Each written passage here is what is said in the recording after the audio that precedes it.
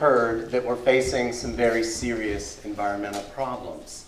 Climate change, the extinction of species, toxics in our food and water supply, ocean pollution. But I'm guessing that you've heard a lot less about what it will actually take to turn the situation around. What will be required to move us as a society onto a different path? Well, it turns out that over the past 25 years, thousands of researchers from across the social sciences have been asking precisely the same question. And I'd like to share with you one very important part of the answer that we've come up with.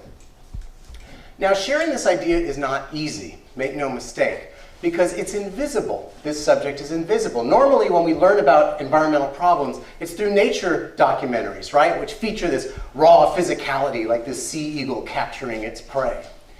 In contrast, my subject is something you cannot touch, you cannot see, yet it's an incredibly powerful force in our world. So powerful that it literally determines whether eagles and grizzly bears and wolves and ourselves live or die. And I'm talking about the rules that we use as a society and that shape our individual behaviors and the way that we interact with the planet. Now, normally when you hear about rules, what comes to mind are images like this. This is not me at a different stage of my career. But from the time that we're children, we're bombarded with rules from our teachers, from authority figures. Here, if you look closely enough, you'll notice that she's wearing fairy wings, so clearly she's up to no good. And often you'll hear that if you want to be innovative and you want to bring about change in the world, you need to break all the rules. Well, it turns out the story of rules runs a lot deeper than that. And I'd like to share that story with you, beginning with the remarkable efforts of a woman named June Irwin.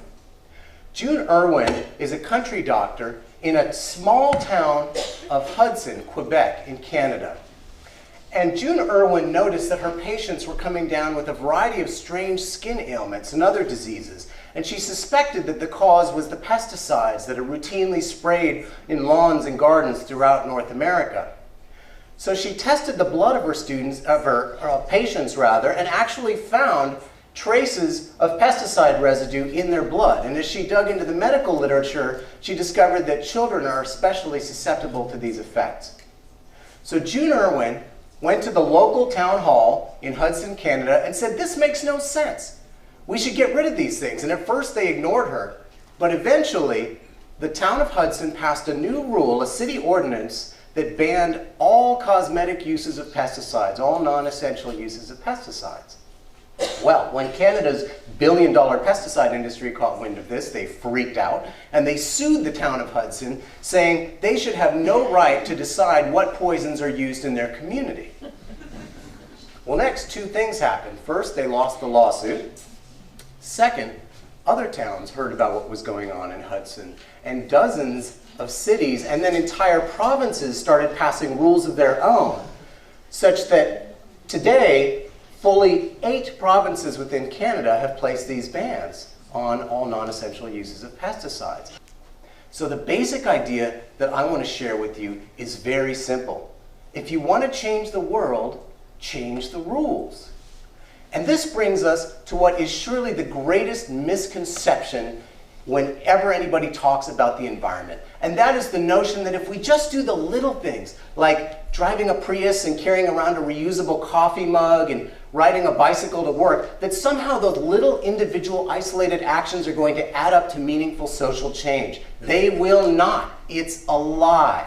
Or as my colleague Mike Maniates puts it, you cannot plant a tree to save the world. Now, don't get me wrong, the little actions are great. I recycle and ride my bike and garden with native plants. I have a compost pile. These things are wonderful, okay? But we're talking about really big environmental problems, okay? Currently, 1 out of every 3 freshwater fish species in North America is at risk of extinction. 1 out of every 3. Globally, 700 million people still don't even have access to safe drinking water. And here's a bit of data I put together recently. This is an eye-opener, at least for me. Globally, more people die every year from air pollution than from all deaths from all wars combined. Tackling these big problems requires big levers. We need to not just do our part as consumers, buying the organic strawberries, but as citizens, as active participants in a vibrant democracy, demanding that our decision makers put in place rules that reflect our shared values. Now, fortunately, there is a mountain of academic books and articles on the topic of rules and how they matter for the environment. Unfortunately, no one outside of academia has ever even heard of this. And so I decided I wanted to try and do something about this and launch something called the Social Rules Project. And over the past 3 years, I've had the great privilege of working with over 100 students throughout Southern California, from animators to music composers and computer scientists and policy analysts and others who are trying to breathe life into this idea and encourage people to become rule changers. So, if you would like to move beyond feel-good environmentalism and make a real difference, what can you do? First of all, diagnose deeply. What we see are the physical manifestations, right? But if you want to bring about real change, whether it's more trees in your community or a change in the nature of the cafeteria food to make it more delicious and healthful, this requires digging down to get to the root causes of these outcomes. Oftentimes what we see today was the result of decisions made long ago and encoded in rules, and these are things that you can change. Secondly, think long term.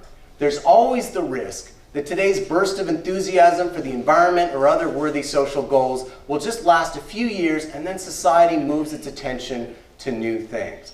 But real social change has two pieces to it. First, we need to move away from the old pattern, but secondly, we need to make sure that the new pattern sticks. And so a rule is just an idea with an anchor attached to it. And why would you want to attach an anchor to your idea? Because we don't just want clean, healthy drinking water for a week. We don't just need to reduce our carbon dioxide emissions for one election cycle. We need to institutionalize these new ideas and new practices in the very fabric of society. That's why when social scientists study this stuff, when we study rules, we refer to them as institutions. We need to inject new life into our laws and our policies and our business contracts and our design standards and our city codes and our cultural norms in the very gears and wheels of civilization. That's how you get real lasting social change. To be a rule changer doesn't just mean making more rules. The rules are already there. They're spinning their gears and cogs 24/7. Okay? To be a rule changer is simply a matter of making sure that the rules that run the world are not ruining the world. So, yes, ride a bicycle to work, but don't forget to lobby your city council for more bike lanes. And yes, undertake the individual pursuits and connections to the earth that are so meaningful to us as isolated individuals. But don't forget that it takes a social movement to create the broader social conditions in which the individual spirit can thrive. Thank you.